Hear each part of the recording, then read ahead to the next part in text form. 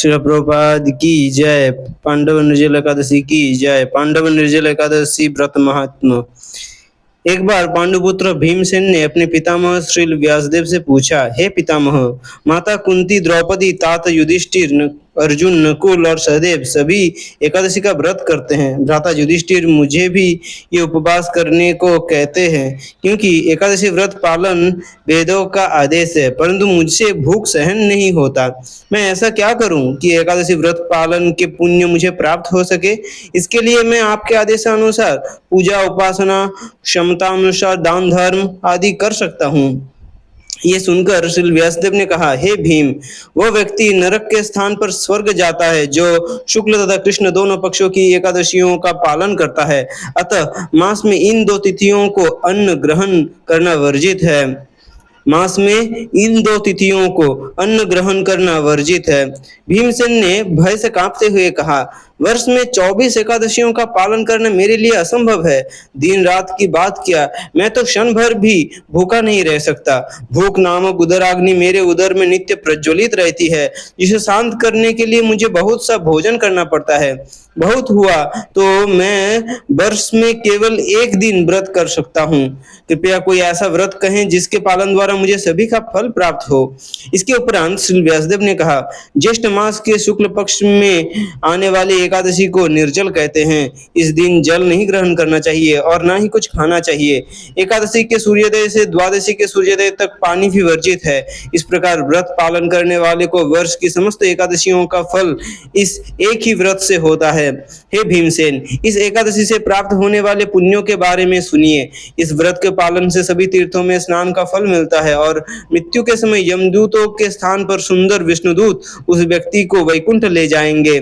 इस एकादशी का पालन करके जो कोई भी गोदान करता है, वो अपने सभी पाप कर्मों से मुक्त होता है।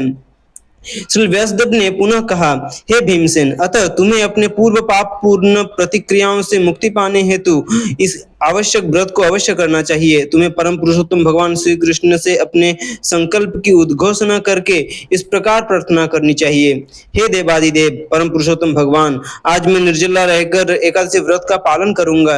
हे असीमित अनंत देव, मैं अगले दिन द्वादशी पर व्रत का पालन करूंगा। अतएव अपने पापों से निवृत्ति के लिए भक्तों को भगवान में पूर्ण श्रद्धा तथा अपनी इंद्रियों पर पूर्ण संयम के साथ इस एकादशी व्रत का पालन करना चाहिए, भले ही उसके पाप सुमेरु या मंदार पर्वत के समान ही क्यों ना हो। यदि वो इस एकादशी व्रत का पालन करता है तो उसके पूर्वार्जित पाप निरस्त होकर भस्म हो जाते हैं। इस एकादशी की महान शक्ति है। हे भीम, भगवान श्री कृष्ण ने कहा है कि इस एकादशी का पालन करने वाले व्यक्ति को पवित्र जल में स्नान करना चाहिए, सुयोग्य व्यक्ति को दान करना चाहिए, जप माला पर भगवान के पवित्र नामों का जप करना चाहिए और संस्तुत यज्ञ करना चाहिए। इस प्रकार उसे अक्षय लाभ की प्राप्ति होती है। किसी अन्य धार्मिक कार्य को करने की कोई आवश्यकता नहीं। इस दिन एक ब्राह्मण को जल यान, एक छाता या जूते चप्पल दान देने वाला व्यक्ति निश्चित हो स्वर्गिक लोकों को जाता है। इस व्रत की महिमा को जो कोई भी श्रवण करता है, उसे अमावस्या के साथ आने वाली प्रतिपदा के दिन पितरों को दिया हुआ तर्पण का फल मिलता है। साथ ही उस व्यक्ति को वैकुंठ प्राप्त होता है। एकादशी के अगले दिन व्यक्ति को परम पुरुषोत्तम भगवान की जल, पुष्प, इत्र तथा दिए द्वारा त्रिविक्रम रूप से पूजा करके हृदय से प्रार्थना करनी चाहिए, हे देवादेव, हे मुक्ति प्रदाता, हे ऋषिकेश इंद्रियों के स्वामी, कृपया मुझे मुक्ति का उपहार दे। यद्यपि मैं इस जल से भरे पात्र से अधिक कुछ अर्पित करने लायक नहीं हूँ, तब भक्त वो पात्र ब्राह्मण को दान करे। जब पांडुपुत्रों ने इस एकादशी के विषय में सुना तो इस व्रत के पालन का निश्चय किया। उसी समय से भीमसेन ने भी इस व्रत का पालन करना आरंभ किया। इसीलिए इस एकादशी को भीमसेनी एकादशी भी कहा जाता है। भगवान श्री कृष्ण ने घोषणा की है, जो कोई भी इस एकादशी के दिन पुण्य कर्म करता है, तीर्थ स्थान में स्नान करता है, वैदिक मंत्रों का पठन करता है और यज्ञ करता है, वो सब अक्षय हो जाता है।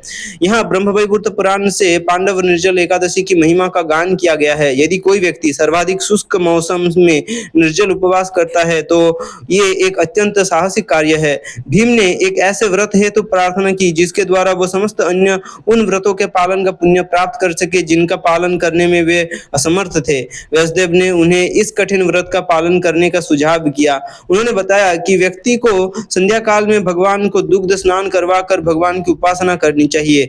द्वादशी पर उसे व्रत का पारण करने से पूर्व ब्राह्मणों को जल का पात्र दान करना चाहिए व भोजन करवाना चाहिए।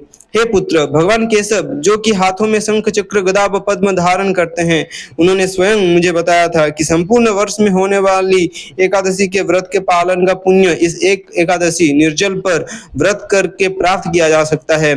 इसमें कोई संशय नहीं है। हरिभक्ति विलास 15.25 पद्म पुराण से व्यासदेव का भीमसेन को कथन। जो कोई इस विशिष्ट एकादशी के व्रत का पालन नहीं करता, निस्संदेह उसे अपराधी, भ्रष्ट तथा आत्मघाती व्यक्ति मानना चाहिए। श्लोक हरिभक्ति विलास 15.33 पद्म पुराण में व्यासदेव का भीमसेन को कथन। हरि हरि बोल। जय पांडव निर्जल एकादशी की जय। श्रील प्रभुपाद की जय। हरि हरि बोल।